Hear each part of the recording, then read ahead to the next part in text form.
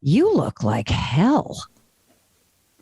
And the woman I saw standing in the mirror did. She looked exhausted. She looked tired. She looked stressed. I actually felt sad for her. And then out of habit, I started picking her apart. The dark circles under her eyes, the saggy neck, one boob is hanging lower than the other.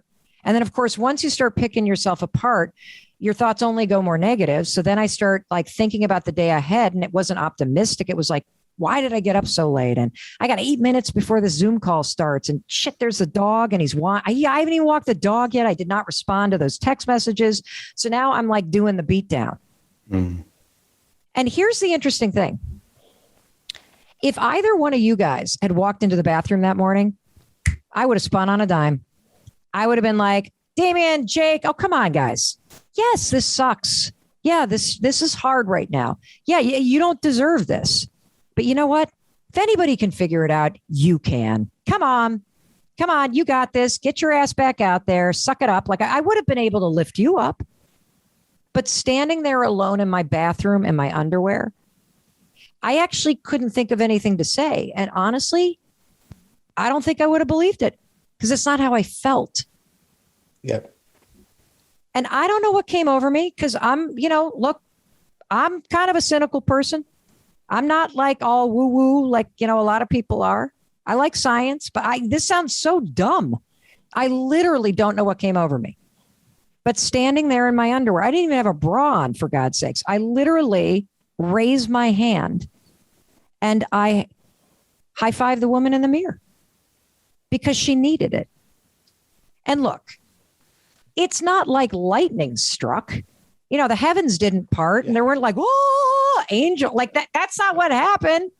I literally just felt like something small shift inside me. That's it. I just felt like a little, my shoulders dropped, my chin lift. I actually laughed because it's so dumb. I mean, come on. That's pathetic. I'm standing there. I got to high five myself. Jeez Louise, who does that? And I kind of laugh at the absurdity of the whole thing. And then I don't even say it. I kind of feel this sense of suck it up. Come on. It's not that bad. There's people with a lot. Just get out there. And I go on with my day. That is what happened. Wow. It was the second morning, you guys, that it really hit me. So let me tell you what happened on the second morning, because this is crazy. So I wake up, same problems, same overwhelm, same anxiety, same beat down. I 5, 4, 3, 2, 1, get out of bed. I make the bed. I start walking toward the bathroom. And that's the moment I felt something I have never felt before. When you are about to meet a friend and you're about to walk into a pub or a cafe and you're going to have a beer or you're going to have like a coffee with somebody you really like, what do you feel in that moment when you're about to walk into the pub? Excitement. Oh, you feel great. Yeah. Did you have that feeling? I did. I actually felt excited to see. About what? To see the human being, Mel Robbins. What were you saying to yourself, Mel, when you put your hand on the glass? You don't have to say anything. And I felt it before I even got to the bathroom. And this is the part that had me really wake up. I am going to be 53 years old this year. I don't ever remember experiencing the feeling of being excited to see the human being Mel Robbins in a mirror. I've been excited to see an outfit. I've been excited to see what a haircut looks like. But the human being, never. Mel, I've never even looked at the human being in the mirror. Correct. I've looked at the haircut and I've looked at the outfit like you, and I've looked at the bags and do I need a shave this morning? I'm 42. I've never looked at the human being in the mirror. Never. Correct. When you think about it, who does? It's a means to an end looking in the mirror, right? Brushing your teeth. Are they clean? Great. Move on with the rest of my day. Correct. But Mel, will you tell us about this? Because I'm not being cynical, but I want to address the cynic that would still go, yeah, this is great, but it's not for me. You talk really quite powerfully in your book about neurobionics, which to me is the fascinating area that this links to. Yeah. Now, the way I understood it was that we learn faster when we do an unusual activity and we link it up with a positive thought. It goes in deeper. But would you explain in a bit more detail why this of course. exercise you're describing can be so profoundly positive? Yeah. So let me unpack this for you, and I will hit you between the eyes with the research, because at this point in the story, I'm not even in the bathroom yet. I'm realizing as I'm rounding the corner to step in the bathroom that I've spent probably 45 years either criticizing or ignoring myself. You know, you talk a lot about morning routines and everything we need to do to set yourself up for, making sure that you're a high performance person and you're happier. You stepped over the habit that everybody has, which is as you're standing there brushing your teeth, you drift into autopilot and you either beat the shit out of yourself or you ignore yourself. And then you start thinking about your day and everything that you're going to do for everybody else. And I'm here to tell you, there is a habit you need every morning based on crazy science that works for you because your brain and your nervous system is already programmed to have it work. And so I'm going to unpack this because it's important for you to understand where the cynicism comes from, because it's fucking sad. It's really sad. And so standing there that second morning, I'm having this weird ass experience where I'm like, what? Like there's me standing here and then there's this human being in the mirror that I've never actually paid attention to. Behind the skin, behind the face, there is a soul, there is a person, there are emotions, and I have never actually even considered it. You want to go out in the world and do great things? You want to be a leader? There is something called emotional contagion. How you feel about yourself, the emotions you feel in the morning, they are contagious to the people you're trying to lead and inspire and change. And so it starts with you, especially if you think you're going to be some kind of leader. This is not cheeseball. This is science. And so as I stand there and I realize there is a human being I've ignored, there is a person who needs me that I have neglected.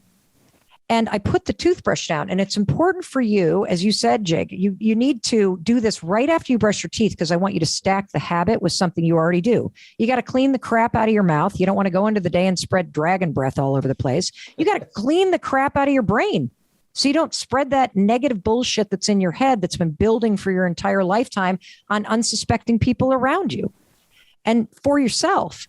And so I put the toothbrush down, and here's what you're going to notice. First things first, this will feel weird. It will. And the reason is explained by neuroscience. You have the opposite habit of high-fiving yourself. You either ignore or you criticize yourself or you judge yourself. That's what you do in the mirror every day. The high five is the exact opposite. So just like I write with my right hand right now, it's not weird at all because it's already programmed into my subconscious brain through neural pathway connection and through a lifetime of physical and mental activity fused together. If I lost my arm in a car accident today and I had to start writing with my left hand, of course it would feel weird. It's new. It's the opposite of what I've done. That's what it feels like to create new neural pathways. So weirdness is not a rejection of the idea. It's your own brain and how it works. That's number one. Number two, there are only two reactions that people have when they first do it. It's either wildly positive.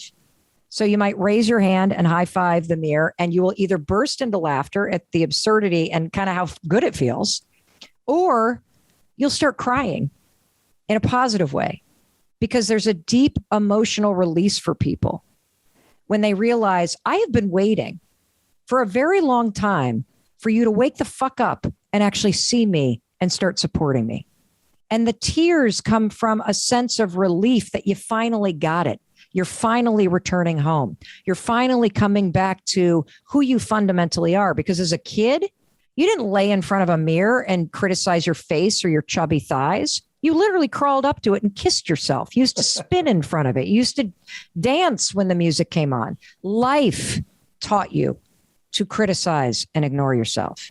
So this is a coming back to what is innately wired into your DNA, this need for support and celebration of self.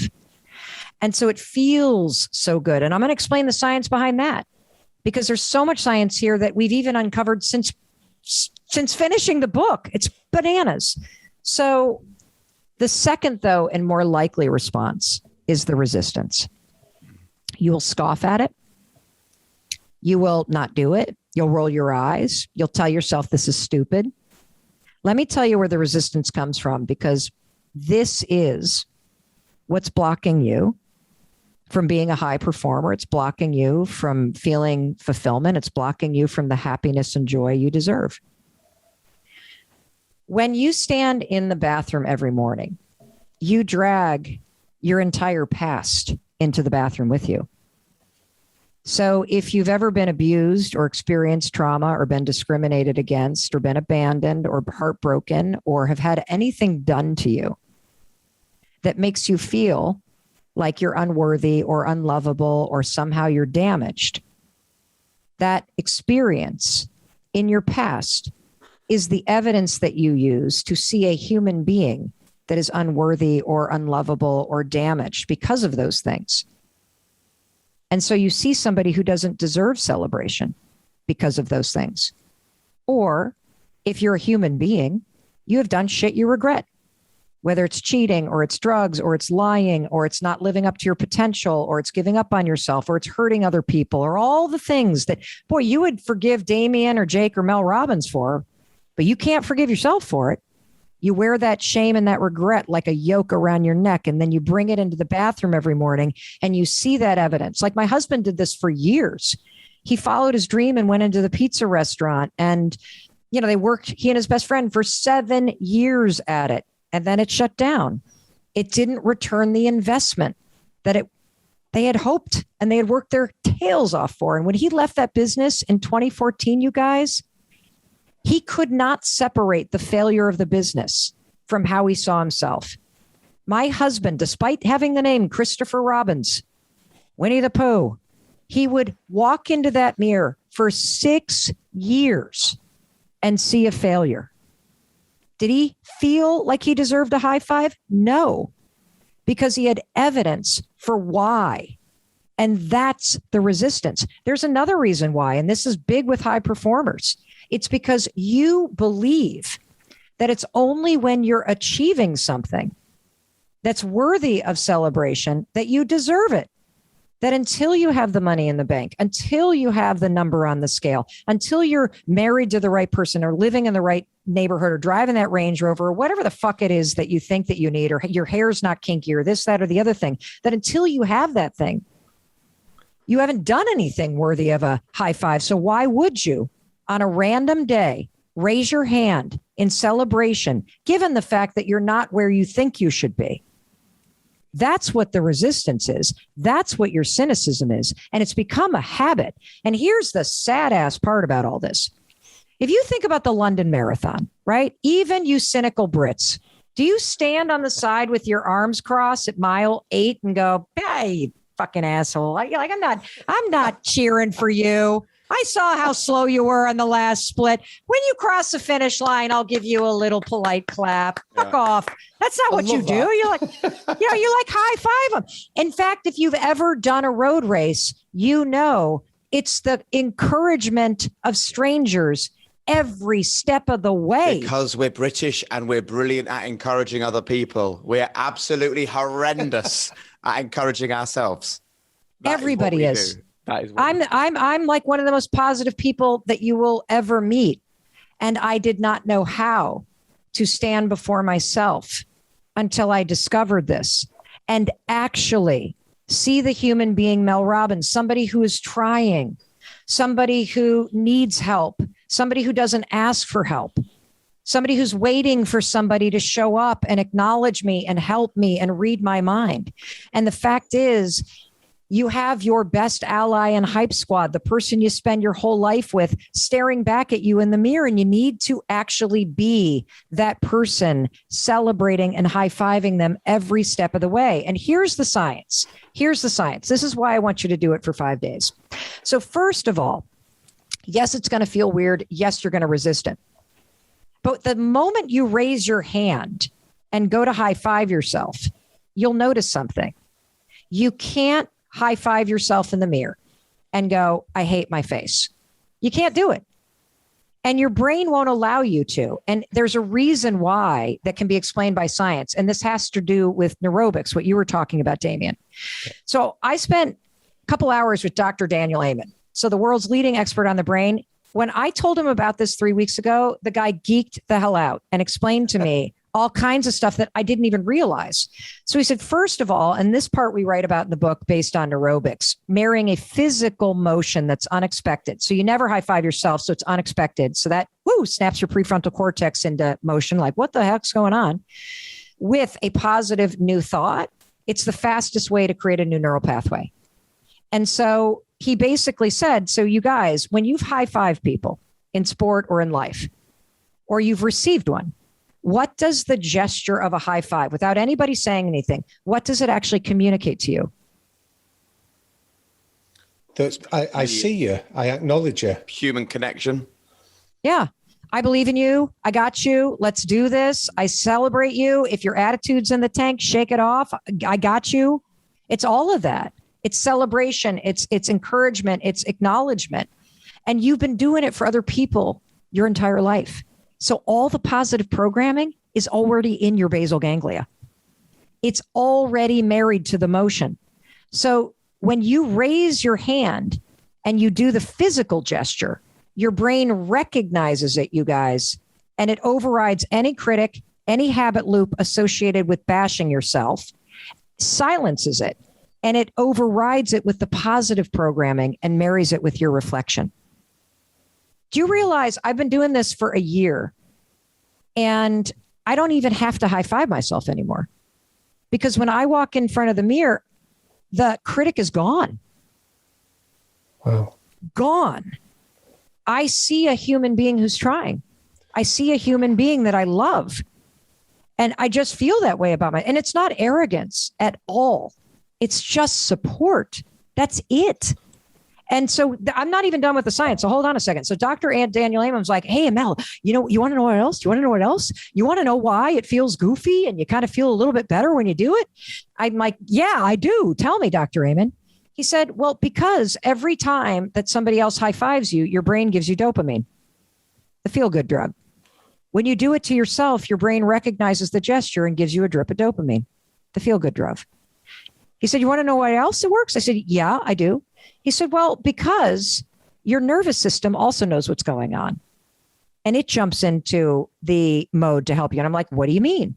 He said, well, gestures of hugging, you're raising your arms. Pat on the back, you raise your arm. A wave hello, you raise your arm. When you cross your finish line, you raise your arms. When you high five somebody, you raise your arm. All celebratory gestures. All gestures your nervous system recognizes as celebratory. You start to do it every single day in the mirror, along with the positive programming that's already in your brain associated with it, along with the celebratory energy that is in your nervous system that boosts your mood. Your body and your brain is already conditioned, wired by a lifetime of experience to have this override your circuitry and program a new set of neural pathways and an entirely new experience that you will feel when you see and think about yourself. It's crazy. It's amazing. So, Mel, we get a lot of teachers and parents listening to this podcast. And I was particularly taken by the line that you said about that many of us haven't been taught the skill of being kind to ourselves, which is what the book is around. So what advice would you give to those of us that are parents or those of us that are teachers about how we can start to educate children around kindness? Well, the most powerful way to teach anybody anything is to not tell them, but to show them. It starts with you. If you stand in front of the mirror and criticize yourself, your kids are hearing you. If you say, let me get in the back of the photo because you don't like your body, your kids are hearing you. If you screw up and you're like, bloody hell, why do I always suck? Your kids are hearing you. Their brains are like little sponges absorbing your patterns of behavior. And if your patterns of behavior include being hard on yourself, criticizing yourself, hating your body, your kids hear it. And so it starts with you. That's number one. The second thing that I would say is that there's a really interesting study that we write about in chapter 2 that was mind-blowing to me that every educator and parent needs to know. Now, you guys talk about the growth mindset all the time, right? You know the difference between a growth mindset and a fixed mindset. We all know that. So researchers wondered, what is the best way to motivate somebody to tap into that sense of resilience when you're facing a challenging moment, right? And so they did this study where they divided kids into 3 groups, and they tested 3 different forms of encouragement. One of them was based in the fixed mindset stuff. So they would walk up to students and verbally tell them, you're really smart, praising a fixed trait about them, which, helps a little bit to feel encouraged, but doesn't really go the distance. The second group got the growth mindset praise, which is, of course, as we all know, praising something that you have control of, which is your effort. Oh, you're really perseverant. Oh, you're such a hard worker. I really admire that. The third group, the researchers didn't say a thing. They just gave the kids a high five. That's it. Just a simple, ordinary high five. No verbal praise at all. Those kids that got a high five during a challenging task, those kids outworked both of those groups, felt better about themselves, worked longer, pushed through more challenges. The researchers were so blown away that they changed the title of the study when it was published in Frontiers of Psychology, the research magazine, to the motivational power of a high five. And the question is, why? Why is it more motivating than verbal praise? Well, the reason why a high five is so motivating is because it fulfills a human being's most foundational emotional needs. When you high five somebody, whether it's yourself or your kid, when they're going through a challenging moment, first of all, you hear them because the high five says, I get it. This sucks. Like when my husband started doing this, he still felt like a failure. The high five doesn't say, you're awesome. The high five says, I get it. There have been some things that have really gone wrong. And guess what? I'm still here for you. I still believe in you. That's what it's doing. So when you high five a kid going through a challenge, you're acknowledging that this is hard, but you're also transferring the energy of your belief back to them. It's a shared celebration in your ability to face this moment. And I'm here to tell you, you can build that partnership with yourself. Like right now at the beginning of a school year, what goes viral? All of those moments where teachers create individual handshakes and high fives with kids going into the classroom. Why do we all love that?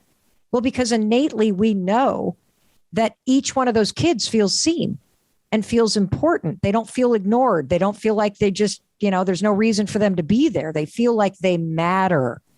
That is the most important thing for your kids and for you to feel that they matter. And so I think that A, you should certainly be adopting the high five, and B, you should be modeling this. Because one of the other things that I write about in this book, and since you brought up kids, I'm going to read a text message from one of my daughters who is 21 years old, and she is a junior in college. And she is at a music conservatory studying, she's a singer-songwriter. She's at a music conservatory at the University of Southern California. And she texted me the other day, and I think our text exchange is illustrative of not only the power of this, but of the resistance that everybody feels. So she says, hey, Mom, are you getting excited about your new book? I can't wait to read it. By the way, I've been high-fiving myself in the mirror just to show you this is real. I can't, it's not focusing, but this is what I'm reading from. And I said, how's the high five working? And she said, well, I really don't know what to say when I do it. Because sometimes I still stand and look in the mirror, and the first thing I think is, you're not as pretty as the rest of the girls. And I said, well, you actually don't need to say anything. The high five will silence that thought and communicate everything that you need for you. And she said, but what if I didn't accomplish anything? Like I didn't work out today, or I didn't write a song like I said I would. Do I still high five myself after the shower?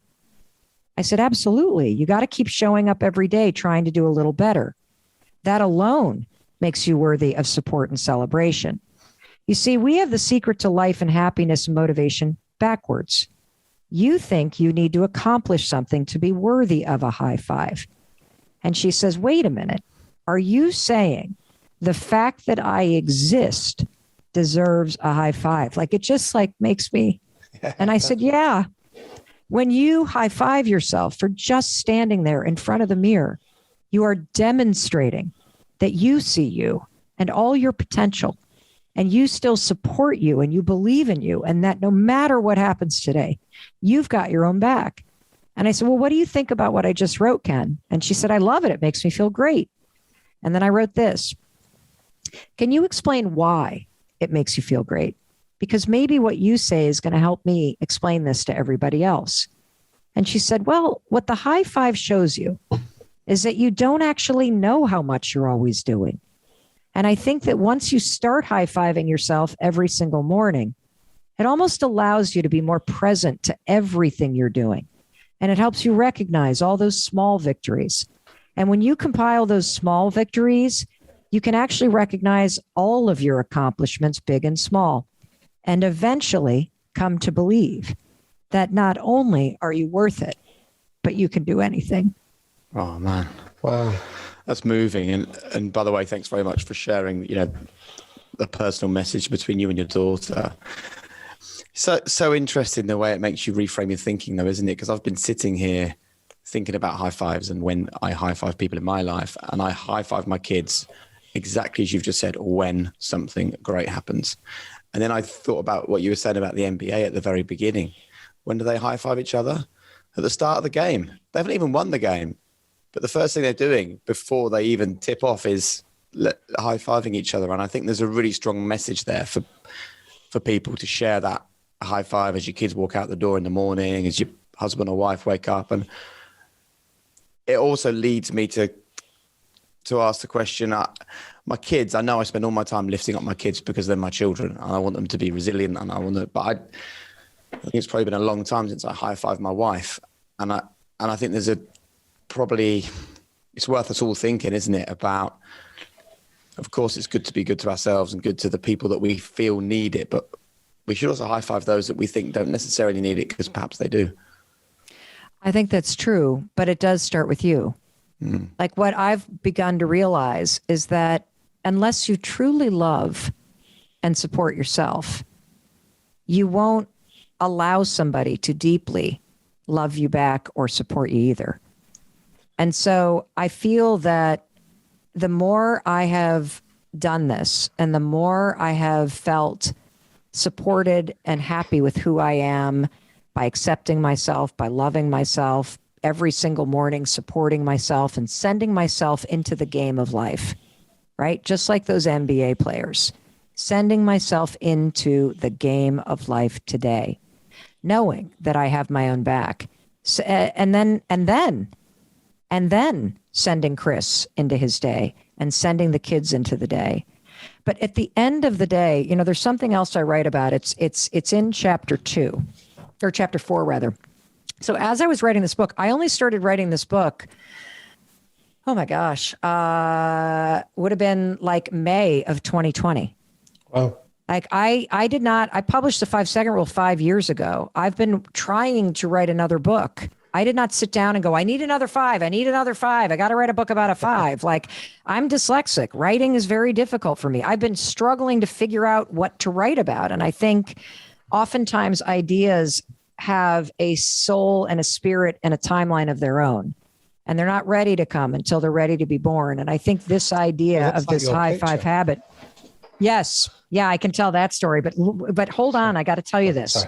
Because you were, no apology necessary. I just want to follow up on what you were saying, because yes, we need to support our spouses and our partners and our kids and our colleagues, and everybody needs to feel a sense of being lifted up.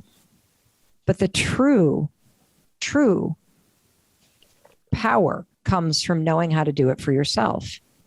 Meditation trains you to not react to your thoughts. That's what meditation trains you to do. A thought comes in, you're a piece of shit. That's what the thought is. And you don't go, you're right, I'm a piece of shit. Just go, oh, interesting. There it goes. Goodbye. You just let thoughts come up and you let them go down. You're training yourself in the science of not reacting to those thoughts, to separating yourself from the narrative in your head. Would you like to add anything, expert in meditation? No, seriously. I mean, like, Chris is way more of a meditation guru than I am. Well, earlier you talked about the importance of just being self-aware, and that's also just a fringe benefit of meditation, because the more you do it, the more you, to your point, you just become aware of these thoughts or messages or whatever may be flowing through your head, and just the act of being aware of it. Okay, now let me tell you why the high five habit is a motherfucking game changer. You ready, everybody?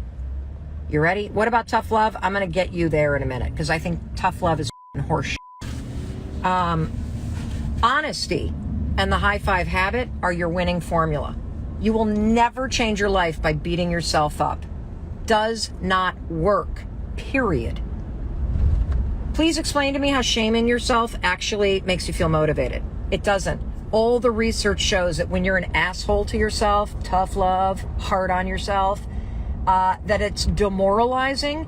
Even Goggins, okay, who I love, I love David Goggins. Give it up for David Goggins.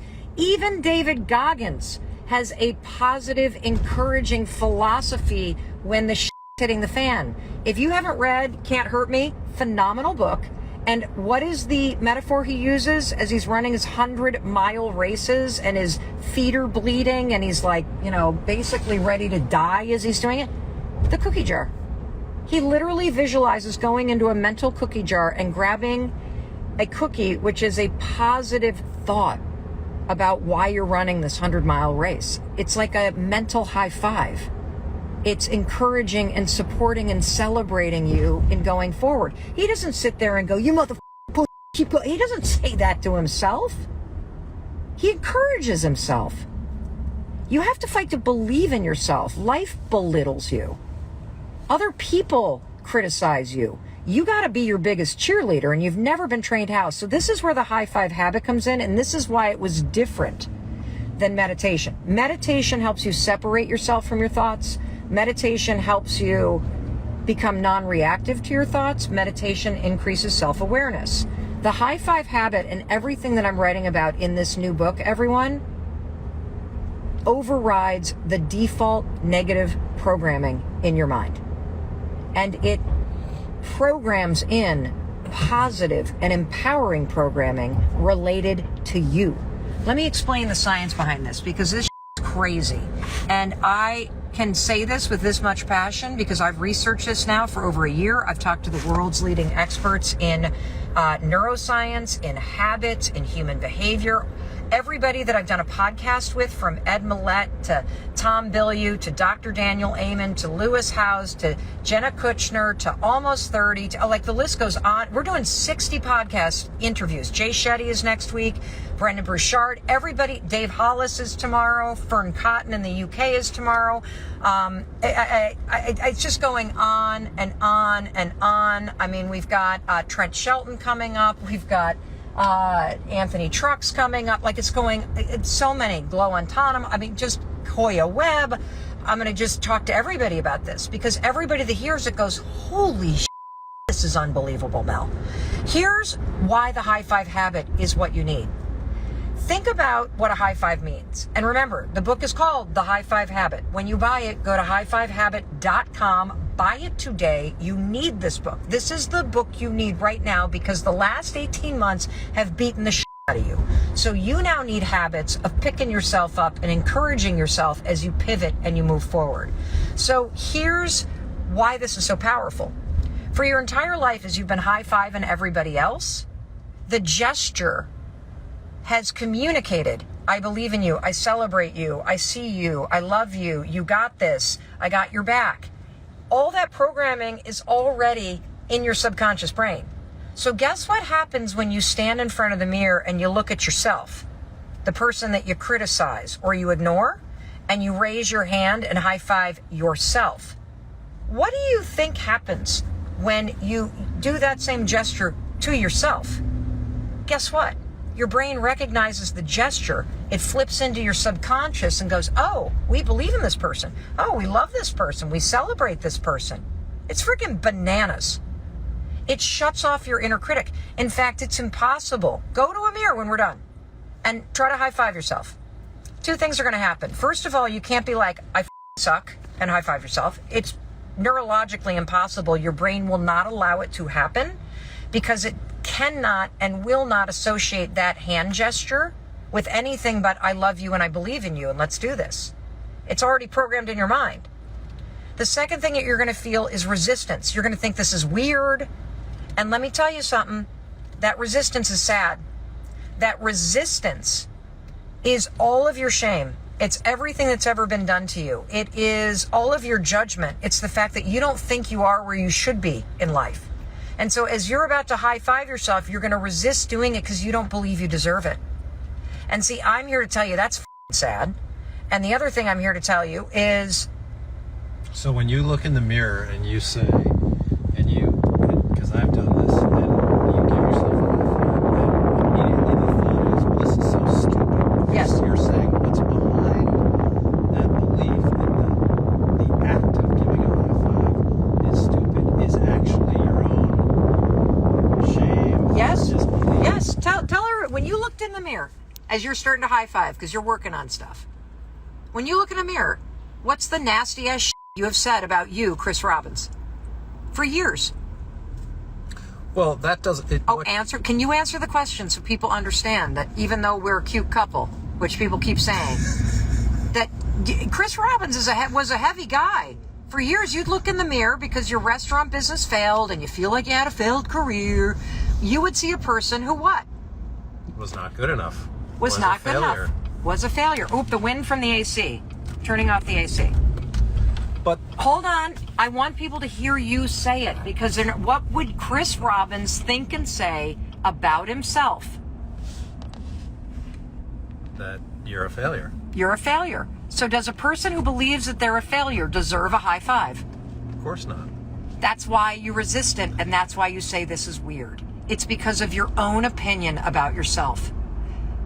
Chris said he felt like a failure, which is why when he went to high five himself, it felt weird because you don't high five somebody that you think is a failure. So what I'm here to tell you is I need you to try it for 5 days. I need you to try it for 5 days. And yeah, I see. I need to make money. I need to do this. I need to lose the weight. Do you think that you're more likely to make more money and lose the weight if you're supporting yourself or if you're standing in front of the mirror beating the out of yourself? Huh? True. Yeah, I know. It's so obvious. It's a miracle that nobody. Laura's on day 2 of doing it. It's a miracle nobody has actually taught us this. Chris, what did you want to say, darling? I just wanted people to understand that this shit is deep.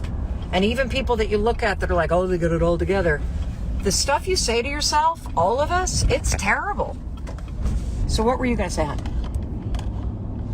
No, I'm just drawing from this that if you, behind your suggestion is do this, but what happens is when you are doing it, often what goes through your head is, this is stupid, why am I doing this? And what you're saying is, look deeper, because what's behind that belief that it's stupid is one or many negative thoughts or stories that you have about yourself. Correct. All of which are one story. I don't deserve a high five. I don't deserve a high five because I haven't done anything worthy of a high five, or I believe that because of my past, I'm not worthy or nor do I deserve one. Well, and, like this morning I got up. Yep. And I gave myself a high five. Oh. And what went through my head was that this is stupid because I'm just giving myself a high five because my thought pattern was I said I was going to get up at 5:30 to exercise. I did get up at 5:30. Yep. So I gave myself a high five for having gotten up. Great. But I still said, this is f***ing stupid. Why am I doing this? It didn't feel good at all? Well, no. I mean, yes, but I'm just saying that shaking that belief. Yes. This is silly. Yes. Is. Do you know how hard, nobody realizes how watch this kid on the bike, sweetheart. No hands on the steering. Well, yeah, he's got great balance. He's like riding down the road, no hands on his bike, holding the phone in his ear. You are the hardest person I know on themselves. So I think if I get out of bed and exercise at 5:30 in the morning, I not only deserve a high five, I need a marching band to celebrate that shit. You're like, I dragged my ass out of bed at 5:30. I tried to high five myself, and now it's stupid because I should be doing this. No, That's true. bring a sense of celebration and enthusiasm. Support yourself, everyone. I tend to have this knack for finding myself in breakdowns in my life. I consider myself a life-tested expert. All the advice that I am sharing with the world is stuff that I figured out the hard way by screwing up my own life. And the high five habit is no different. Okay, so I find myself last year at a very low moment. I am standing in my bathroom. It's a moment I know every woman can relate to. There in my underwear. I'm looking in the mirror, and of course, I am picking myself apart. I'm like, I hate how I'm getting really jowly right here, and I don't like how I've got these like big lines that are starting, and then I notice, I've got this like indent right here that I don't like, and I don't like these like kind of marks right here that go this way on my neck. I've covered them up with foundation. Realize, yeah, and then this boob hangs lower than the other boob, and I'm just picking myself apart. Because that's what I've been doing for the past 4 decades. That's what almost all women and even men do it too. This is what I'm finding based on the research of the book. And then as soon as my mind is negative about my appearance, my mind goes negative about my day. Oh, God, I forgot to text Lisa back. I need to finish up that report. Oh, my gosh, my first Zoom meeting is in 9. Oh, the dog needs to be walked. And now I'm going down the road negative about the day. The whole vibe is, ugh. And I don't know what came over me, but I just literally had nothing to say to myself. I really felt overwhelmed, just an average low moment. And I found myself, as pathetic as it sounds, raising my hand and high-fiving my own reflection in the mirror, braless in my underwear. It felt good. I put my shoulders back. I felt a little bit like, okay, I got this. And I went on with my day. The next day, there I am again. And my mind is going negative. And I'm like, nope, high five. And that's what the high five habit is. But this is just the beginning. The high five habit book is full of a bazillion tools. But I want to unpack this one because there's so much science here. And for women in particular, this is unbelievable in how it changes you and your relationship with yourself. So first, let's start with a high five. Think about when in your life you have either given or received high fives. What does a high five from someone else or a high five that you're giving to somebody else communicate? You're on the same team. You're like in it together. Yeah. And, it's also like, I think about it, you give it to somebody before a big play. We got this. You give it to somebody when their attitude's going down. Come on, keep going, pick your attitude up. You give it to somebody in celebration. And so a high five communicates support and empowerment and partnership and trust and celebration. And it's so powerful, and we're so good at giving all of those things to other people. Like you and everybody, especially women. We cheer for our friends. We create birthday parties. We buy people presents. We do work for our colleagues when they're overwhelmed. We help our parents out with whatever. We're so good at cheering for our favorite musicians and buying people stuff. We are horrendous at giving that same support and celebration to ourselves.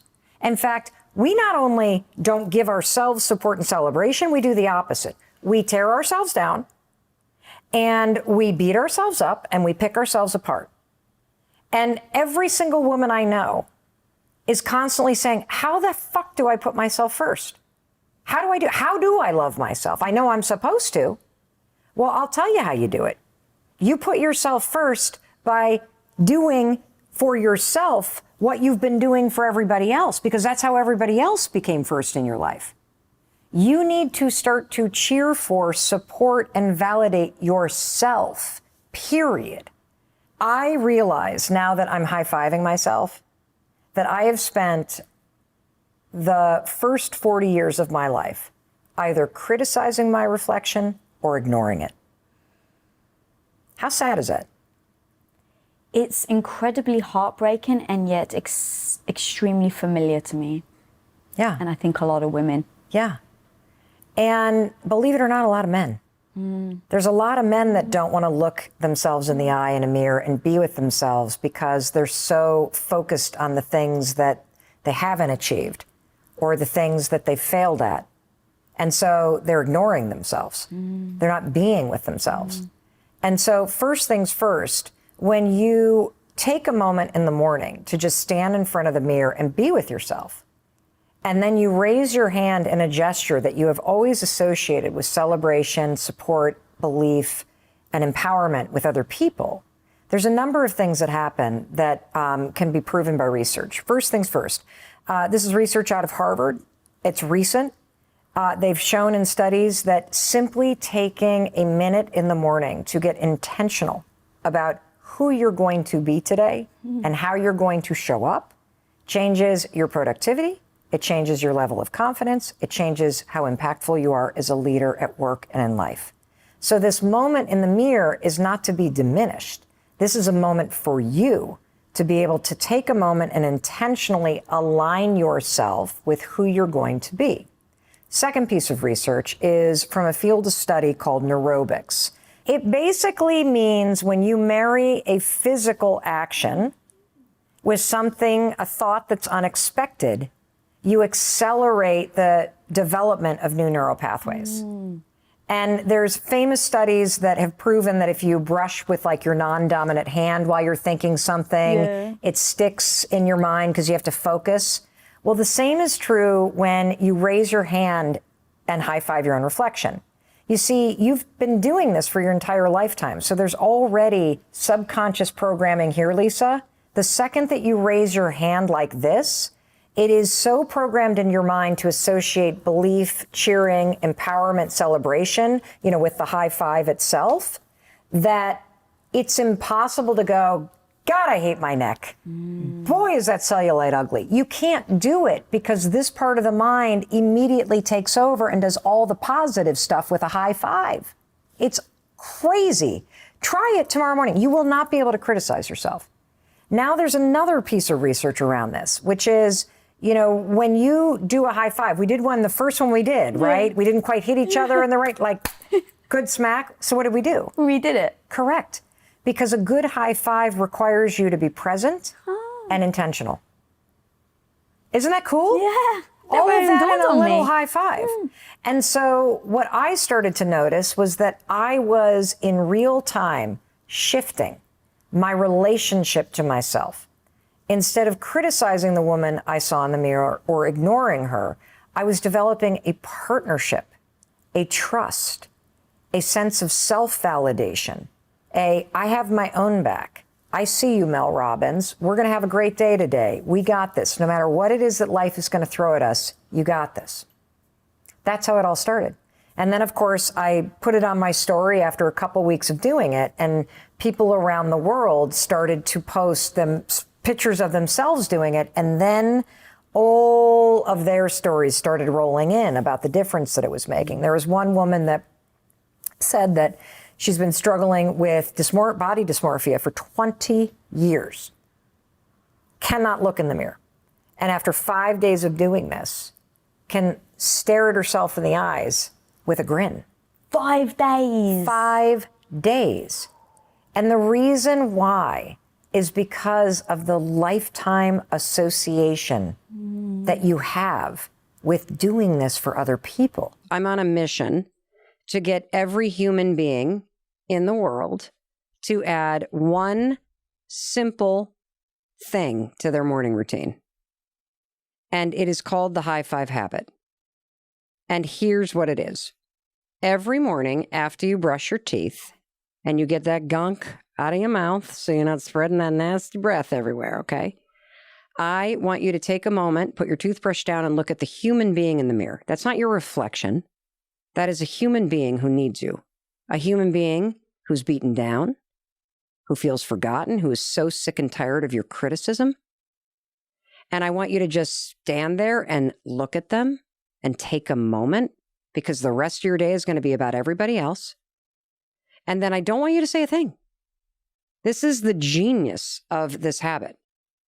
You can be on your lowest morning, which I was when again, divine intervention or stupidity. You can be the judge, right? It was April 2020, and I was having a moment in my life where I just felt overwhelmed by life. I was waking up, the anxiety had come back. I felt like life was unfair. I had lost my dream job. We were in the middle of the pandemic. My kids were in a state of huge grief and anger and frustration because university, had closed, and, now they're dealing with it. I had a bunch of like all of a sudden my business is imploding. And, don't forget, just over 10 years ago, I was in a crisis financially where my husband and I were about to lose we couldn't even pay for groceries. My dad was lending us money. Yeah.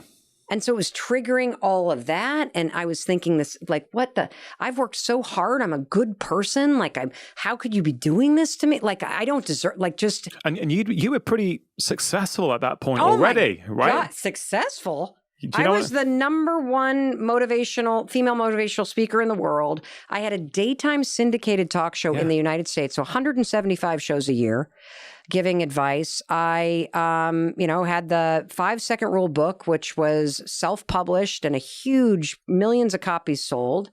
But I think that's the powerful thing about this story. Even with all that success, you were still racked with self-doubt and anxiety and negative thoughts. Because I hadn't had the biggest breakthrough of my entire life yet. And I had it one morning in April of 2020. You see, the 5-second rule is extraordinary, but it doesn't address what I believe is everybody's fundamental issue. And everybody's fundamental issue is that you either hate yourself or you do nothing but judge yourself. And this habit of relentless self-criticism and relentless self-rejection is the reason why you're unhappy. It's the reason why you're never satisfied. It's the reason why you can't take a compliment and why you're uncomfortable feeling celebrated. And it all comes down to the fact that when you stand in front of the mirror every single morning, you have this really subtle way that's not so subtle of starting your day by rejecting yourself. And I'm going to unpack this because it's unbelievably powerful when you start to truly understand this. Because if you can't look in the mirror and authentically see a human being that you respect, that you encourage, that you like, that you're cheering for, I'm going to even leave love off the table because I think that is so unattainable for where people are right now. Let's just go with, can you accept yourself? Can you like yourself? Can you see a person that's worthy of support, worthy of your encouragement? Can we just start with that baseline? Because from my research, the average person cannot. From my research, 50% of men and women do not or cannot look at themselves in the mirror because they are either disgusted by the person they see or they are disappointed by them. And for those of us that can look in the mirror, we're still rejecting ourselves because we focus on what we don't like, or we start to mindlessly think about all the things that we haven't done right or that we didn't do yet. On this particular morning, April 2020, I'm overwhelmed by my life. I drag myself into the bathroom. I immediately see my reflection and I'm like, oh, God, you look like hell. Yeah. I start ticking off all the things, the saggy neck, one boob lower than the other, like, how exhausted I look, the gray hair coming in, how old I'm starting to seem. Yeah. And then the mind, once it goes negative, keeps going in that direction unless you're 5, 4, 3, 2, 1, not thinking about that. But so my mind's like going down the drain. I'm like, why'd I get up so late? I got a Zoom call in 8 minutes. God, you didn't even, text him back yet. And the dog still needs to be. And I'm like, the beat down, the boom, boom, boom starts. And, I don't know what came over me. But that morning standing there, could not think of a thing to say. And here's the important part. When you feel like shit, when you're overwhelmed by your life, you're not going to believe a pep talk anyway. Because it doesn't match how you feel. And so for whatever reason, I literally just raised my hand and I high-fived the woman that I saw in the mirror because she looked like she needed a high five. She looked like she needed somebody to say, it's going to be okay. You can do this. Get out there. And, from that very first one, it wasn't like lightning came crashing through the ceiling and, stuck me in the head. That's not what happened. But there's definitely a switch inside each and every one of us. Yeah. So think about the walls here. Yeah. Even when the lights are off, there's electricity in these walls. Even during your worst moments, there is vitality ripping through your veins. There is an electrical life force within you. And life can turn that switch off, but it's still there. There was something about this high five action that felt like a flip, like the switch flipped on, and all of a sudden the energy could connect back and something inside me turned on. Now, that first morning, I didn't go, yeah, that's not what happened. I just felt this sort of shift to, all right, you got a roof over your head, your family's healthy, you've saved money. It's not that bad. Yeah. Get out there. I didn't even think those things. It was more like the electricity, the energy in me, this vitality kind of kicked in. But it was the second morning where the profound nature of what I was stepping into really kicked in. So I wake up, anxiety, ankles right up the legs, feel like the rush of, oh God, something's wrong. 5, 4, 3, 2, 1, I get out of bed. I start walking to the bathroom, and it's as I'm walking to the bathroom, I'm not even in there yet, that I feel something I have never felt in my entire adult life. And it's this.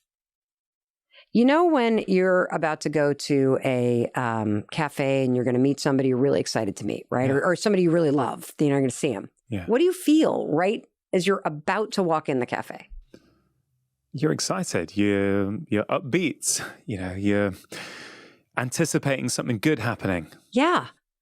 I actually realized I was feeling that way about seeing myself. Yeah. Now, I'm 53 this year. I don't think until that morning in April 2020, I had ever had an experience as an adult of being excited to see the human being Mel Robbins. I've been excited to see an outfit or a haircut or the way new eyeshadow might look. But the human being? The way our kids, when they're really, really little, just love the sight of themselves? This unconditional support and celebration that's hardwired in your DNA when you're born? Yeah. And so as I rounded the corner that second morning, that's when the profound nature of this started to really hit me. And I stood there and I stared at the woman in the mirror. And I realized I don't think I've ever asked myself the question, what does she need from me today? I've never joined in partnership with myself. I have been so busy trying to get shit done, trying to make sure people like me, trying to make sure the bills are paid, trying to make sure everybody else is okay, trying to do all this stuff that is the stuff of our lives, that I have forgotten about the most important person, and that is myself. And again, I'm going to go back to a point that we have been talking about kind of in various ways, which is we all know that we're supposed to love ourselves. We all know that we're supposed to be kind to ourselves. You can read a quote on Instagram. You should talk to yourself like your best friend. The problem is how. You know, you read a quote like that, you're like, no shit, Sherlock. How do I do it? I mean, like, what? Seriously? Right? How do you do that? I don't know. I've been beating the shit out of myself for years. How do I stop doing it? I don't know. And, you know, here's the thing. Like, logically, we know it's stupid. Because if beating yourself up, being hard on yourself, rejecting yourself, trashing yourself, if it actually worked, we'd all be millionaires. We'd have rock star bodies. We'd have the best marriages on the planet. We'd never have to work a day in our life. We'd be on a beach somewhere. Like, it would work. Yeah. But instead, we have these patterns of thinking and small patterns of behavior, like not looking in the mirror at yourself is a form of rejecting yourself. Picking yourself apart is a habit of rejecting yourself. And so when you start your day like that, which you do, and then you go out into the world having rejected your very being, this is the reason why you are so thirsty for everybody else's validation. This is the reason why you are seeking your worth in the money that you make, in the car that you drive, in the downloads that you get, in the likes that you have, in the neighborhood that you live in. You think your worth is outside of you. And I'm here to tell you the secret to your fucking life is grab that worth and bring it back home. Start practicing a physical habit, an action that demonstrates to your brain that you respect yourself, that you believe that you're worthy, that you deserve forgiveness, that you deserve encouragement, that you believe in you. And as you start to practice the physical action, the universal symbol for I got you, I love you, I celebrate you, I see you, I believe in you. When you practice this physical action, the neuroassociation that is already in your brain with the high five to yourself in the mirror takes over. It's insane how this works. The science is mind-blowing. I think this is 1,000 times more powerful than the high five habit because it cuts down to the core of who you are. You think it's more powerful than the 5, 4, 3, 2, 1 habit? Hell yes, I do. Hell yes, because the 5, 4, 3, 2, 1 is a tool that will push you to take action. 5, 4, 3, 2, 1 is a tool you use to cut off the worries that trigger anxiety. 5, 4, 3, 2, 1 is a tool that you use to create a moment of objectivity and control when you're normally triggered so you can consciously choose a different response. Yeah. The high five habit goes all the way down to the core of who you are and how you treat yourself. And when you become a human being who has compassion for yourself, who likes you, it won't matter what happens out there. Yeah. Because everything in here is healed and taken care of. And so, like, you know, somebody can say to me, I don't love you anymore. I don't like you. It'll sting, but it doesn't change the fact that I still like myself. Because I practice and demonstrate it. That's the difference. Yeah, and that's, I think, the hidden magic in the high five habit is, because I've been trying it the last few days, right? And what did you experience? It is powerful because... Well, walk us through. Like you're standing at your bathroom sink. Yeah, and walk us through your experience. Well, first of all, you have to take a pause from your life. Whatever you were going to do, it requires an intentional pause to go, no, I'm going to now do this action for myself.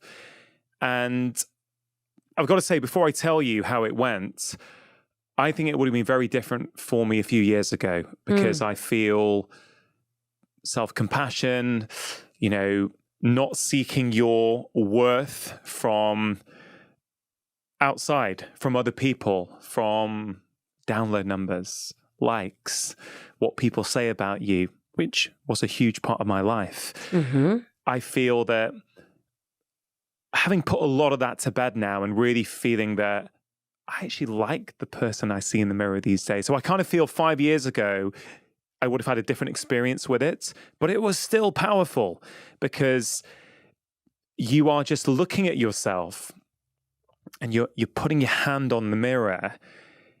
And I think what it is, it's just that pause, that moment of seeing me. Like you are seeing yourself. Mm-hmm. And like, I don't know, you know, obviously as a guy, what do? We're often looking in the mirror.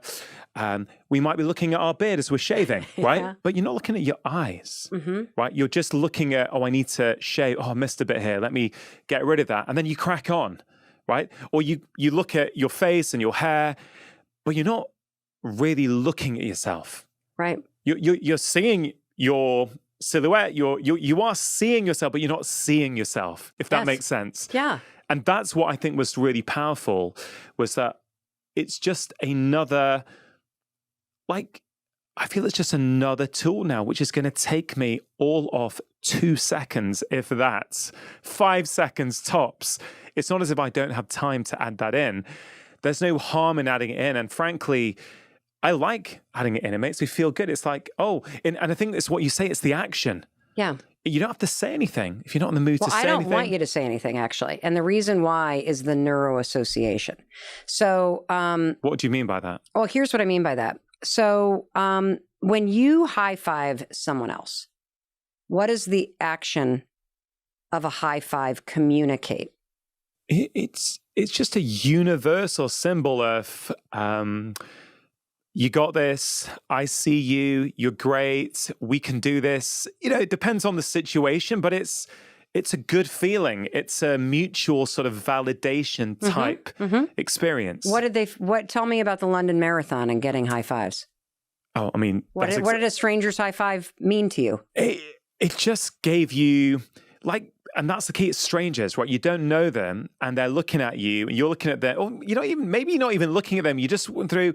You give a high five. It's like you've taken a shot of feel goods. It's validation. It's like, hey, you know what? We're in this together.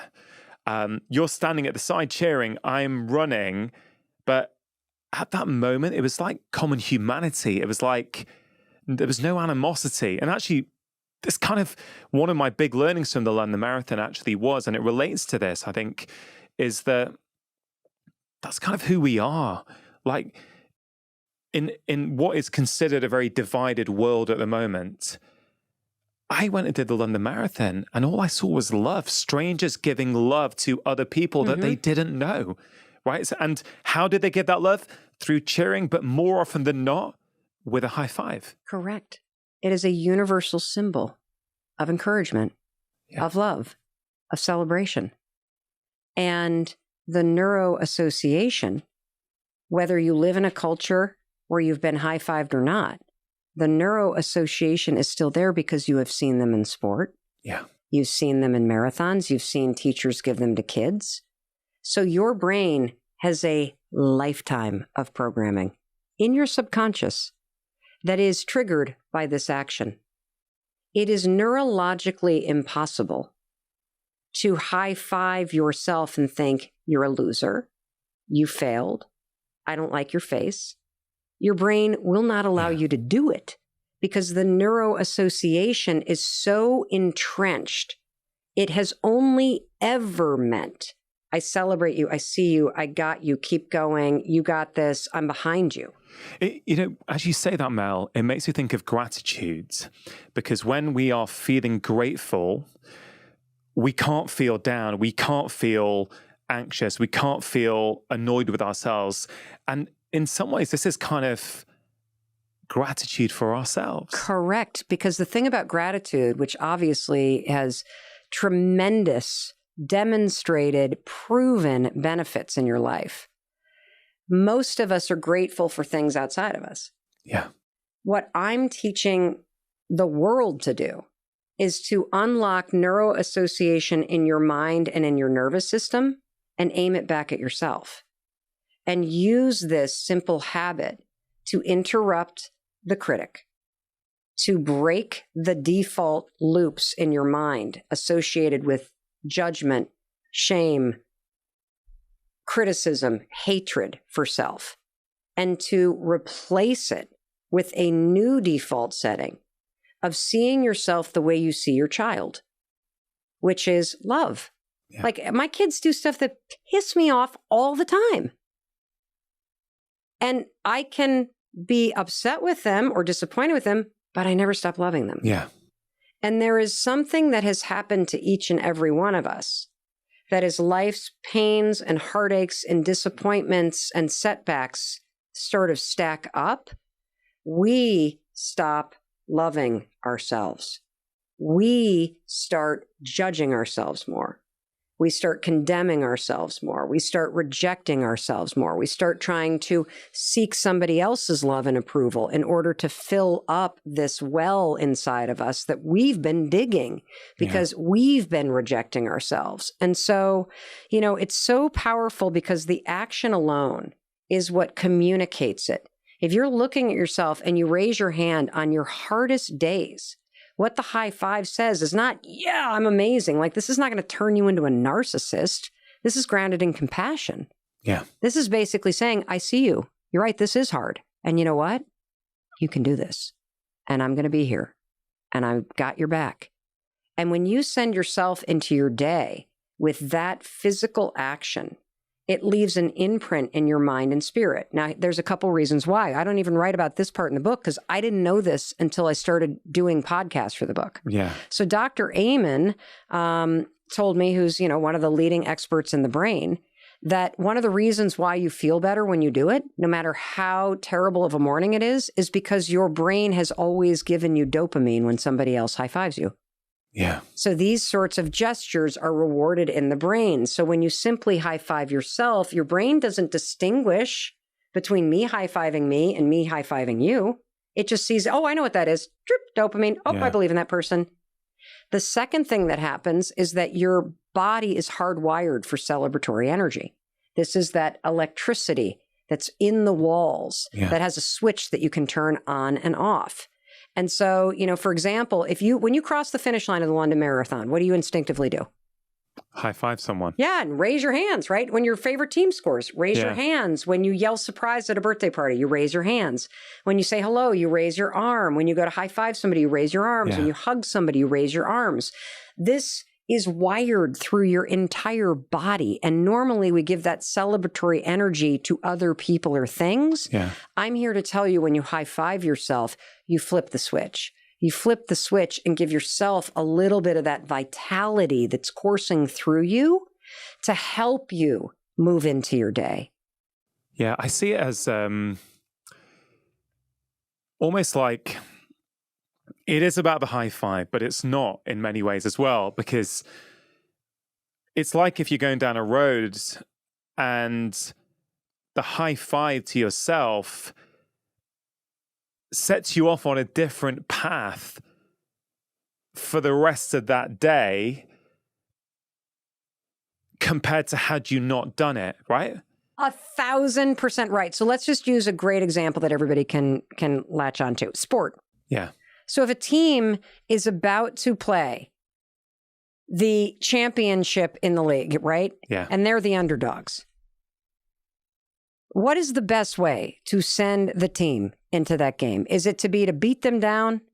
Oh, you did a terrible job on the London Marathon. You're going to face plant in New York. Oh my God. And I saw your split times. We're fucked. No, that's not the best way to do it. But that's what we do to ourselves. Correct. Correct. And so I'm here to say, you don't have to say anything because you're not going to believe it.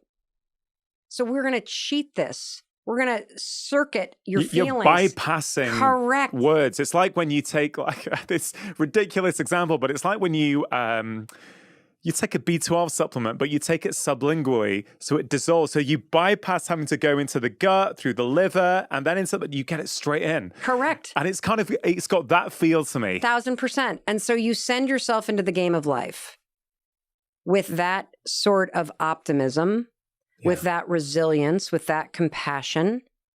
And, you know, look, some days you're going to laugh. Some days you might cry. People report some days you're going to just feel a little bit better. And some days you're going to high five yourself and laugh out loud from the dopamine and walk into your boss's office and ask for that raise or quit. Because you're going to remember that no matter what, you're going to be okay. You're going to remember that no matter what, you got your own back. You're going to remember that it doesn't matter if nobody says great job at that presentation that you worked on, because you can walk into the bathroom. As people have written to us, having practiced this, hey, I did a presentation at work. Nobody said a damn word. The old me would have walked into my cube and cried and thought I was getting fired. I knew I did a good job. I walked into the bathroom and high-fived myself. Your kids can stick this in their back pocket. And it's a way to reset yourself when you start going down that negative road. And why is this important? It's important because the high five is not going to remove poverty. It's not going to remove discrimination. It's not going to remove diabetes. It's not going to remove the fact that somebody just said they want to divorce you. It's not going to remove all of the trauma. It doesn't change those things. It changes you. Yeah. And it changes your relationship with yourself and your ability to believe that through your actions and your attitude, you can move the needle on those things. Yeah, I love that last point, Mel, because the similarities between the way you talk about this and the way I've been talking about certain behaviors and 5-minute habits for years, they are so connected. And one of the things I often say, and I want to just acknowledge you for what you just said, it's not going to change your life situation. You know, if you're in poverty, you're still going to be in poverty, but you're going to be a different person. You're going to be better able to face the stresses that are in your life. Yes. And I think this is such an important point, right? Because I have said this before on the show, but I always think it's worth reiterating that a lot of people feel that self-help or wellness is the preserve of the wealthy and the middle classes. But actually, habits like this, yes, they'll help someone who's got a ton of money in their bank accounts, because a lot of people like that are racked with self-doubt on the inside as well.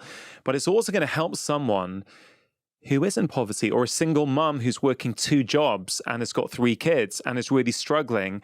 That little micro moment each morning where she sees herself in the mirror, she signals to her brain that she is worthy, that actually she's a human being with real feelings, and for all her qualities and all her, all the great things that she's doing, that has power, right? Oh my and God, it is amazing free. Power. It is free. There's not a single person pretty much who is listening to this or watching this right now who couldn't just either pause or at the end go, all right, let me, I'm convinced, Mel. Like, I'm going to give this a go. I'm going to give this a go. Yeah. Well, first of all, don't rush it. Don't rush it. So don't go into the bathroom and slap the mirror and be like, I didn't feel anything. I want you to, again, as you so rightly put, take a minute and just look at yourself, because for most people, that's the hardest part. I mentioned that, I get smarter and I learn so much from every comment and people that write their stories in. And one person, Allison Bird, a friend of mine, who made my ability to explain the depth of this so much deeper, because she said one thing to me when she tried it before the book came out. She said, I think it's working. I feel energized. I said, but what surprised me, Mel? I said, what? She goes, the resistance. I said, the resistance? What are you talking about? She's like, oh, first couple days I did this, I stood in front of that mirror and there was something in me that's like, I couldn't even raise my hand. There was this resistance. And so I'm like, oh, that's interesting. And so I, of course, put something out. Hey, to the 700,000 people on the newsletter list, anybody trying this and feel any resistance? We write to everybody that's in our little test group. Anybody feel, holy cow. It turns out that most people do not have an immediate positive, oh, I'm doing this reaction. Most people have massive resistance to even trying it. And I want to explain why, because this is extraordinarily sad. And it also is an enormous opportunity for growth, because I believe, based on having 136,000 people go through a 5-day challenge online that we're monitoring in an app from 91 countries and seeing what they're reporting, I know that this takes 5 days to work. 5 days before you have an enormous breakthrough in how you see and relate to yourself. 5 days before the chemical, physiological, neurological, physical, and psychological change starts to go, holy cow, this is crazy. This works like this.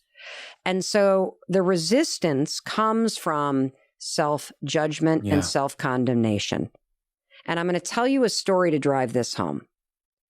For people who stand in the bathroom mirror when they try the high five habit and they feel this resistance in their body. First of all, let me say, it's really normal to think this is weird because it is, okay?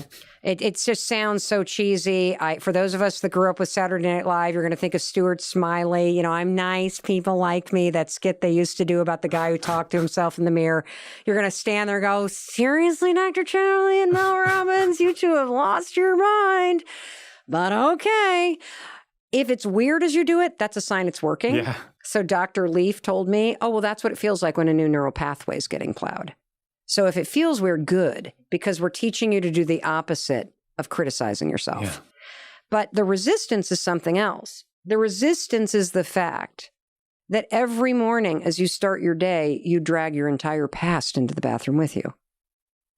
And if you're somebody who has experienced trauma or been abused or abandoned or neglected or grew up with chaos and addiction, or you've been the victim of a crime, or you're constantly having to deal with discrimination or violence, all stuff that you're not responsible for.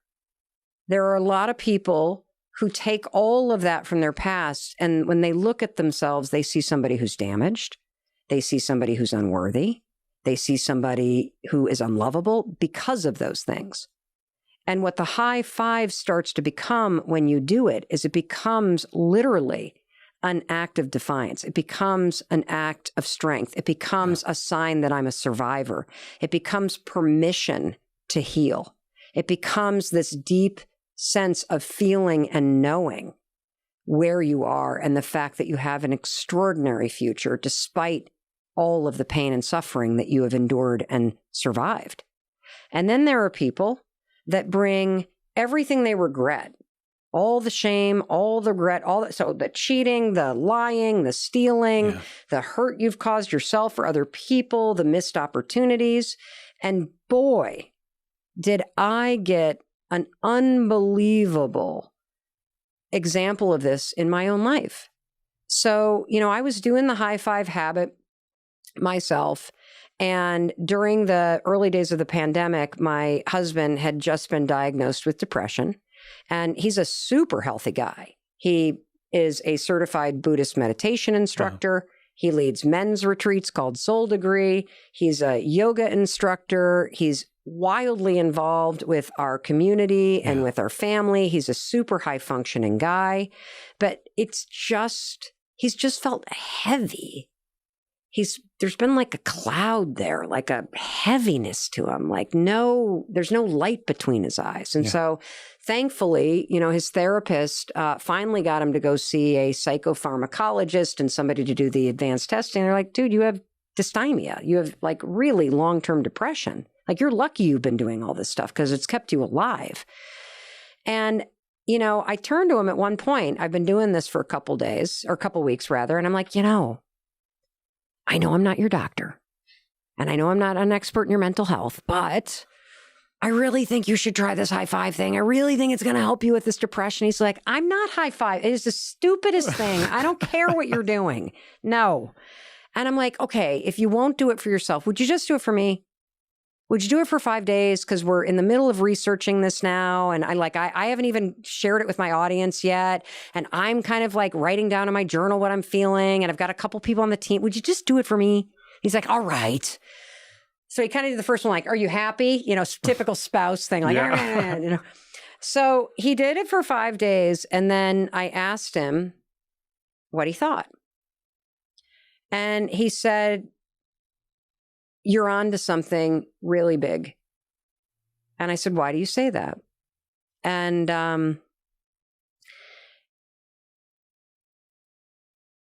I had no idea how dark my husband's thoughts were. I had no idea how much he was condemning himself, how much shame he felt. I knew that he was struggling with depression. I had no idea that for the past 7 years, the man who has stood next to me at the bathroom sink next to me would look up at the mirror and see a person that he hated. He saw a person that had failed. He believed that since the restaurant business didn't work, and since it left us 800 grand in debt, and that his wife had to go out and make the money, that he was the world's worst father, the world's worst husband, and he has been condemning himself every day for 7 years. And the reason he thought the high five was stupid is because you only high five people you care about. You only high five people who are winning. And he, of all people, didn't deserve it. And for me, I knew that he was struggling with shame around the restaurant business. I knew he was struggling with the amount of debt that we had and the fact that, he had, the investors lost money. Like, for me, I had a totally different experience. I'm like, you guys worked at that for 8 years? You made your investors whole?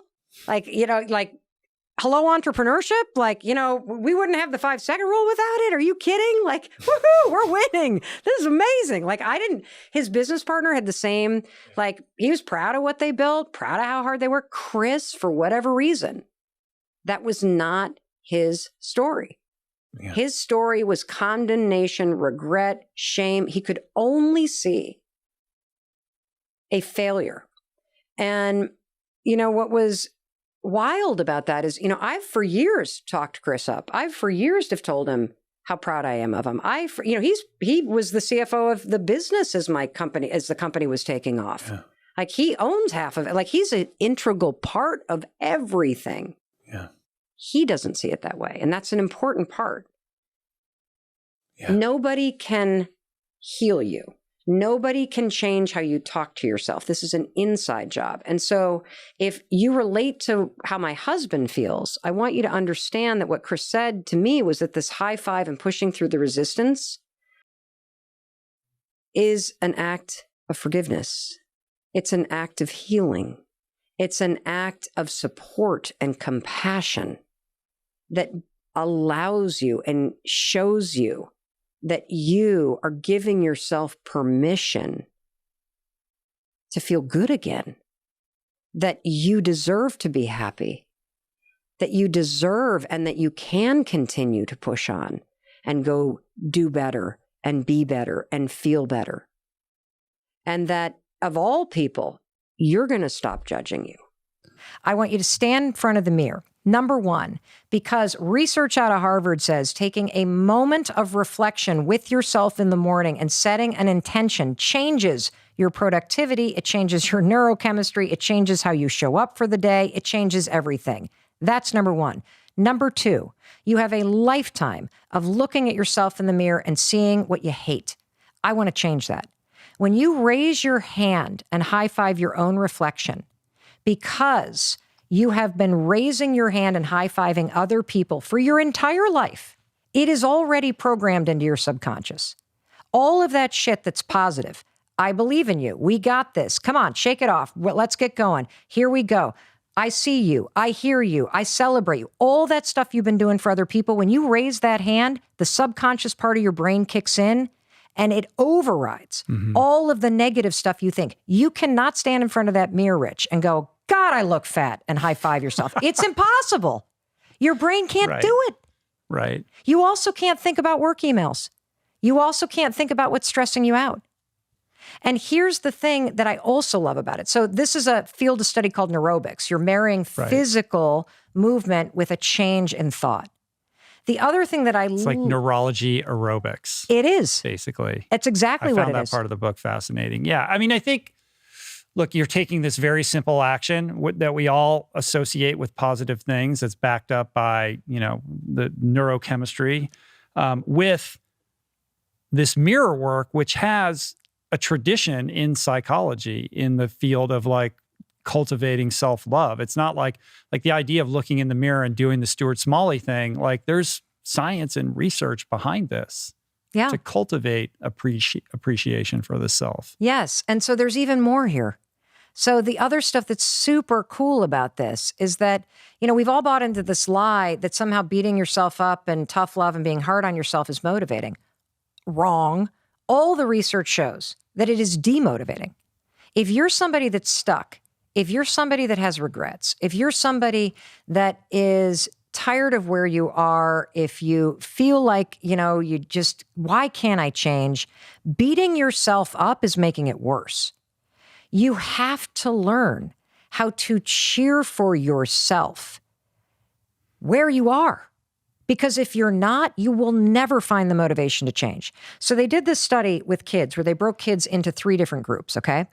And they gave the kids very challenging problems. And they wanted to know what was going to be the thing that researchers could do to motivate and inspire kids to work through a challenging problem, and what is going to be the most effective thing that we could do to give somebody that boost that you need to really face something that's hard. So group number 1 got the old fixed mindset praise, where it's like, hey, you're super smart, Rich. Hey, Rich, you're really good looking in those glasses, and I bet they help you make you focus on this problem. Keep going, buddy. The second group got the fixed mindset praise, which is, hey, Rich, you're really, really working hard. Rich, that perseverance is amazing. Keep going. The third group, they got a simple high five. No words, just a high five. The group with the simple high five outperformed the other 2 group and then some. That's Why? so crazy. Why? I'll tell you why. A high five is fulfilling your fundamental emotional needs. It's not about the problem. When you high five somebody, including yourself, you are affirming that somebody exists.